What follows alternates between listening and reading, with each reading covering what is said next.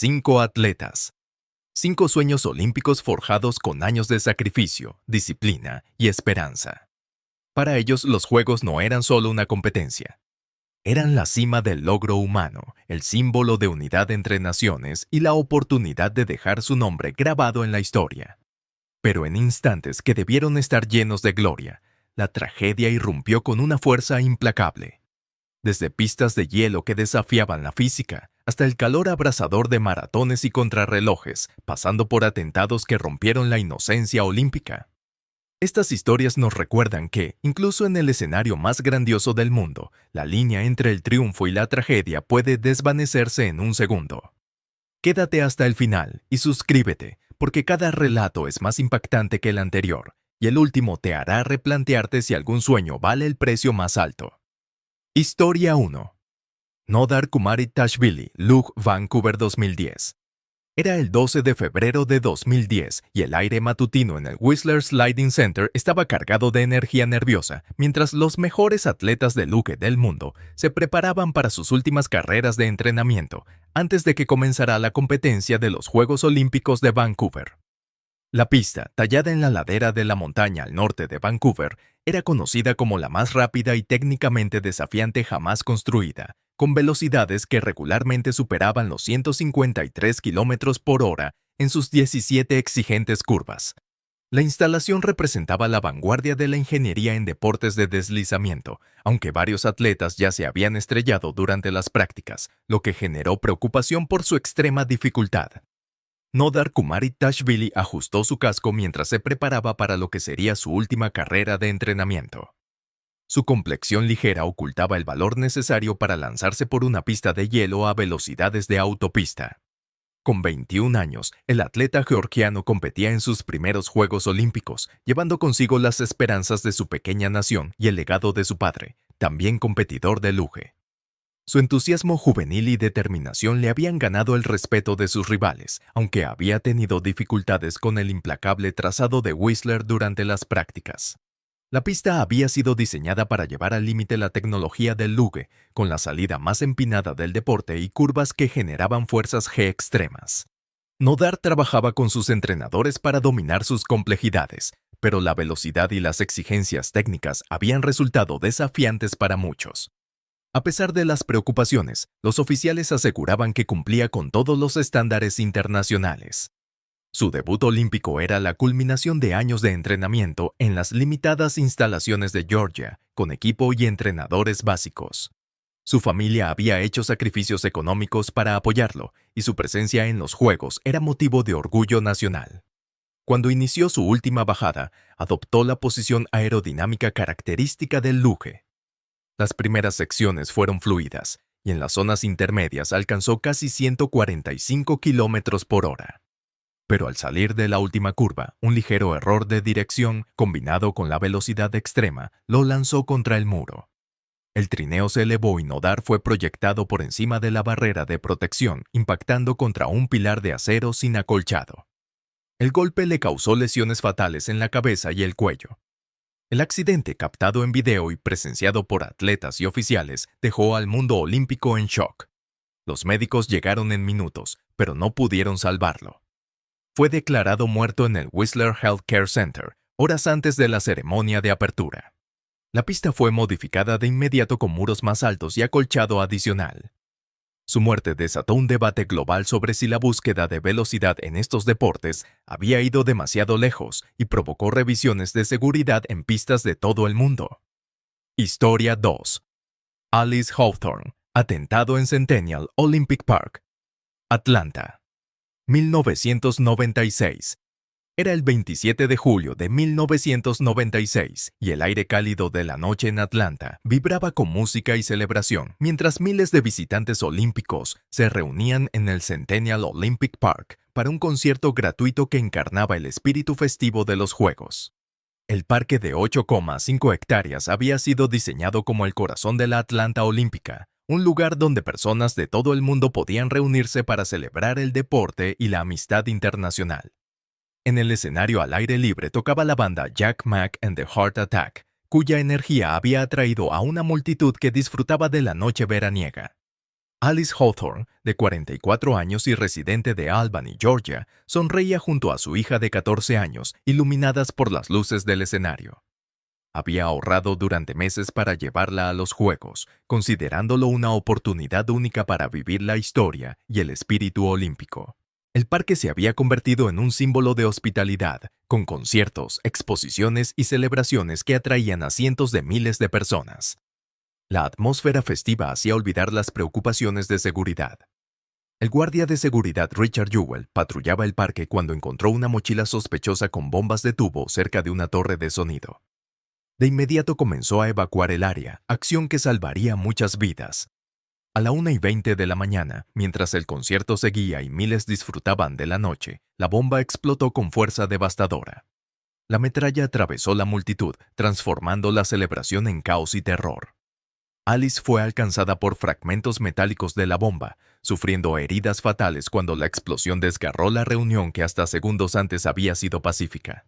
La detonación provocó un pánico inmediato mientras los asistentes al concierto huían en todas direcciones, muchos sin entender qué había pasado ni de dónde venía el peligro. Alice cayó al suelo mientras su hija gritaba pidiendo ayuda. La atmósfera festiva fue reemplazada por el sonido de sirenas y llantos. Más de 100 personas resultaron heridas por la explosión y la estampida posterior. Mientras el parque se convertía en un campo de batalla entre el bien y el mal, los equipos de emergencia se apresuraban a atender a los heridos, en medio del caos que se apoderó del lugar. Las lesiones de Alice eran demasiado graves para sobrevivir, y se convirtió en la única víctima mortal directa del atentado terrorista que cambiaría para siempre la seguridad olímpica. Su muerte representó la pérdida de la inocencia que había caracterizado al movimiento olímpico, pues los Juegos ya no podían considerarse inmunes a la violencia del mundo. Los Juegos continuaron a pesar del atentado, pero con medidas de seguridad reforzadas de inmediato en todas las sedes olímpicas. La muerte de Alice puso de relieve la vulnerabilidad de los espectadores y llevó a la creación de protocolos de seguridad integrales que hoy definen los Juegos Olímpicos modernos, asegurando que su sacrificio proteja a futuros visitantes. Historia 3. Nicolas Bochatai, esquí de velocidad. Albertville, 1992. Era el 22 de febrero de 1992, y el aire fresco de montaña en Les Arcs estaba impregnado de la emoción de la competencia olímpica, mientras los esquiadores de velocidad se preparaban para lo que sería la última vez que su disciplina aparecería en el programa olímpico.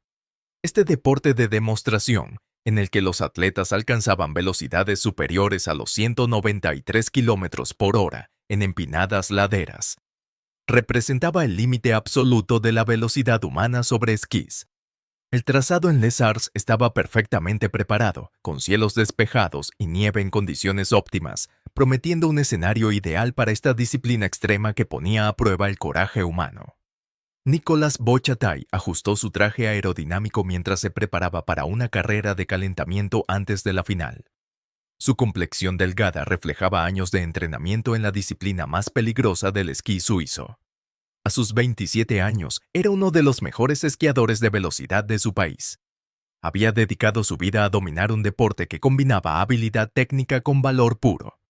Su experiencia en pendientes pronunciadas y su comprensión de la dinámica del esquí a alta velocidad lo habían convertido en un competidor respetado dentro de la pequeña comunidad de atletas lo bastante valientes para intentar tales velocidades extremas. El esquí de velocidad había sido incluido como deporte de demostración en los Juegos de Albertville, dando a atletas como Nicolas la oportunidad de mostrar sus habilidades en el mayor escenario del mundo. Su inclusión representaba un reconocimiento al increíble atletismo necesario para mantener el control a velocidades que serían peligrosas incluso en un automóvil. Nicolas llevaba años entrenando para esta oportunidad, consciente de que el futuro olímpico de su deporte era incierto y que esta podría ser su única ocasión de competir en los Juegos. La pista de Les Arcs era conocida en el mundo del esquí de velocidad por su pronunciada pendiente y su potencial para batir récords. Se había preparado meticulosamente para la final, estudiando cada aspecto del recorrido y afinando su equipo para lograr el máximo rendimiento. Sus compañeros y entrenadores confiaban en sus capacidades, sabiendo que su experiencia y técnica le daban una oportunidad legítima de conseguir una medalla en este evento de demostración. Cuando comenzó su carrera de calentamiento en una pista pública adyacente al trazado oficial, todo parecía rutinario para un atleta acostumbrado a velocidades extremas y condiciones exigentes. Esquiaba junto a sus compañeros, siguiendo la preparación mental y física que había perfeccionado durante años de competición. Las condiciones matinales eran perfectas, visibilidad excelente y nieve ideal para la alta velocidad. Durante la bajada, Nicolás se elevó brevemente sobre un pequeño desnivel del terreno, algo común en el esquí de velocidad y que los atletas aprenden a manejar con experiencia y entrenamiento.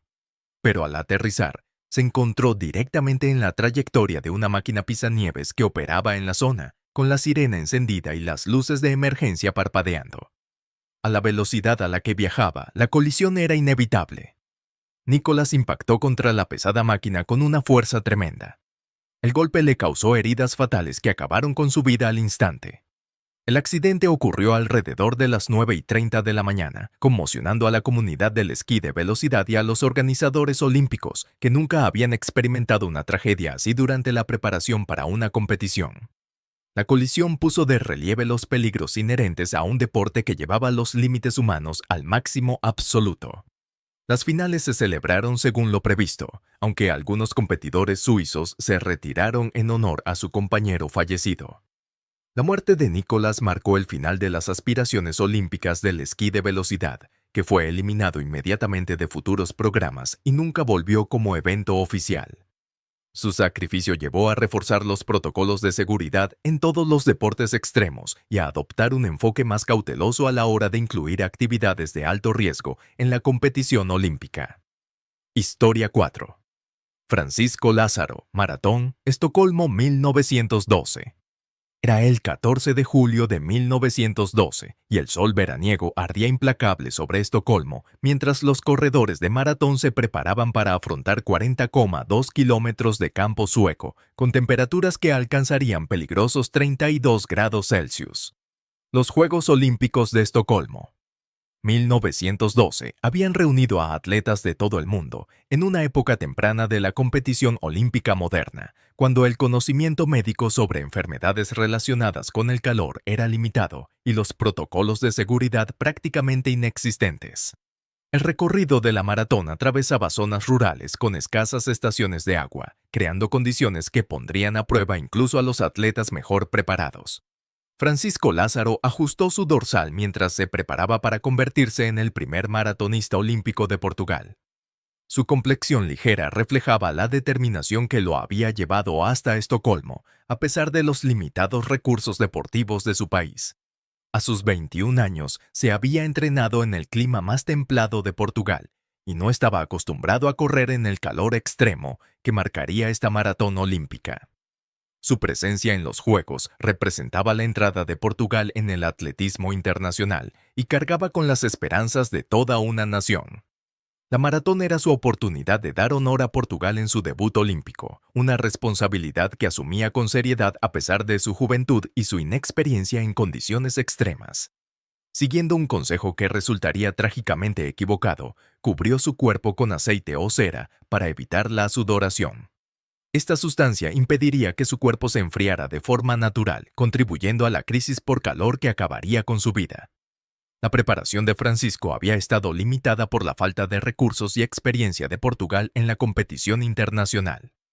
Se había entrenado con disciplina en su país natal, pero nada podría haberlo preparado para la combinación de presión olímpica y condiciones meteorológicas peligrosas que enfrentaría en Estocolmo.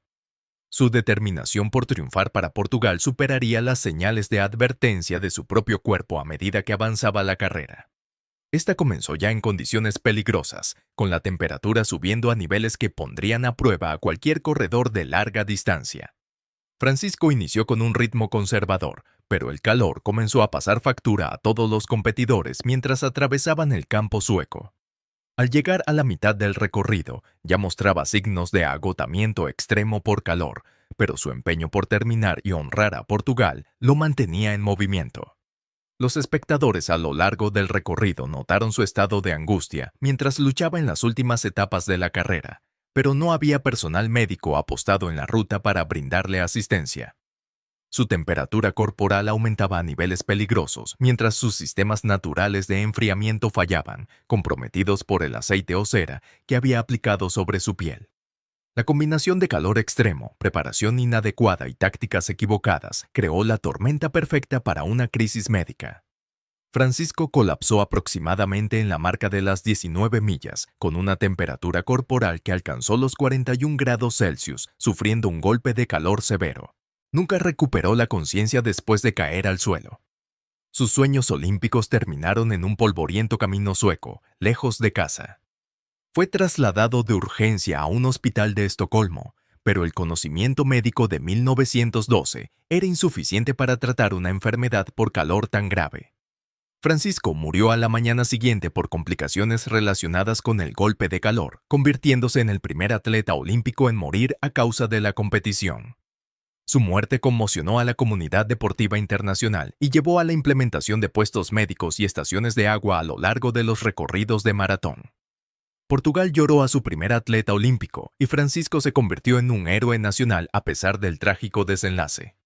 Su sacrificio condujo a la mejora de los protocolos de seguridad que protegerían a futuros maratonistas olímpicos. Historia 5. Knud Enemark Jensen, Ciclismo, Roma 1960. Era el 26 de agosto de 1960, y el abrasador sol romano golpeaba sin piedad el recorrido de ciclismo, mientras las temperaturas se disparaban hasta peligrosos 40 grados Celsius, creando condiciones que pondrían a prueba la resistencia humana hasta sus límites absolutos. La contrarreloj por equipos de 100 kilómetros representaba una de las pruebas más duras del ciclismo, requiriendo un esfuerzo sostenido durante casi 3 horas en un calor que hacía incómodo incluso permanecer de pie. El equipo danés de ciclismo era considerado candidato a medalla, pero las condiciones extremas transformarían sus sueños olímpicos en una lucha por la supervivencia. Knud Enemark Jensen revisó su bicicleta por última vez mientras se preparaba para la contrarreloj por equipos, la culminación de años de entrenamiento y sacrificio. A sus 23 años, el ciclista danés había dedicado su vida a llegar a los Juegos Olímpicos, entrenando durante los duros inviernos de Dinamarca y compitiendo por toda Europa para ganarse un lugar en el equipo nacional. Su complexión delgada y potente reflejaba incontables horas de entrenamiento. Su determinación por triunfar lo había llevado a Roma con la esperanza de alcanzar la gloria olímpica. Los Juegos de Roma habían reunido a los mejores ciclistas del mundo para competir en condiciones que pondrían a prueba incluso a los atletas más preparados. Knud y sus compañeros daneses llevaban meses preparándose para este momento, estudiando el exigente recorrido romano con sus colinas y tramos técnicos. El calor extremo era un factor inesperado que pondría a prueba la capacidad de cada atleta para mantener el rendimiento mientras su cuerpo luchaba por mantenerse fresco. Su preparación había sido meticulosa, con meses de entrenamiento diseñados para alcanzar el punto máximo de forma en el momento justo para la competición olímpica. Había estudiado el recorrido y preparado su equipo para las condiciones desafiantes, trabajando con sus compañeros para desarrollar la sincronización precisa necesaria para el éxito en la contrarreloj por equipos. Su dedicación al ciclismo lo había convertido en uno de los corredores más prometedores de Dinamarca. El equipo comenzó la carrera con confianza. Su entrenamiento y preparación les daban esperanzas legítimas de medalla. Knud se acomodó en el ritmo exigente necesario para el éxito, su cuerpo trabajando al máximo mientras la temperatura seguía subiendo. Las primeras etapas transcurrieron con normalidad, con el equipo danés manteniéndose entre los líderes. Pero a medida que la carrera avanzaba y el calor se intensificaba, Knud comenzó a mostrar signos de un grave malestar que iba más allá de la fatiga normal de carrera. El esfuerzo físico extremo, combinado con el calor peligroso, estaba sobrecargando sus sistemas naturales de enfriamiento. Sus compañeros notaron su deterioro, pero estaban concentrados en mantener el ritmo en las duras condiciones que afectaban a todos los competidores. En las últimas etapas de la carrera, Knud colapsó repentinamente de su bicicleta, cayendo pesadamente al pavimento y golpeándose la cabeza contra el asfalto. La combinación de agotamiento extremo por calor y el impacto de la caída provocó un trauma severo que lo dejó inconsciente en la calle romana. Compañeros y oficiales corrieron a ayudarlo, pero su estado era crítico de inmediato. Fue trasladado de urgencia a un hospital de Roma, donde los médicos trabajaron frenéticamente para salvarle la vida, tratándolo tanto por el golpe de calor severo como por la fractura de cráneo sufrida en la caída. A pesar de la intervención médica más avanzada disponible en 1960, las lesiones de Knud fueron demasiado graves. Su cuerpo había sido llevado más allá de sus límites por las condiciones extremas y el impacto traumático. Knud Enemark Jensen murió en el hospital a causa de la combinación de golpe de calor y lesiones en la cabeza sufridas durante su colapso. Su muerte conmocionó al mundo del ciclismo y puso de relieve los peligros extremos que enfrentan los atletas al competir en condiciones climáticas brutales.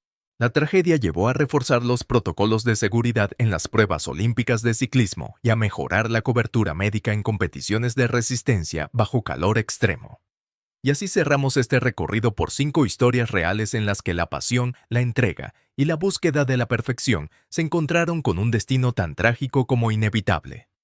Momentos que comenzaron como la culminación de una vida de esfuerzo y que, en cuestión de segundos, se transformaron en lecciones extremas sobre los riesgos de desafiar los límites humanos y las fuerzas de la naturaleza. Si este repaso a los últimos instantes de estos atletas te ha impactado, dale al botón de me gusta y suscríbete para no perderte más relatos donde exploramos las historias más intensas, sorprendentes y conmovedoras del deporte y la vida real.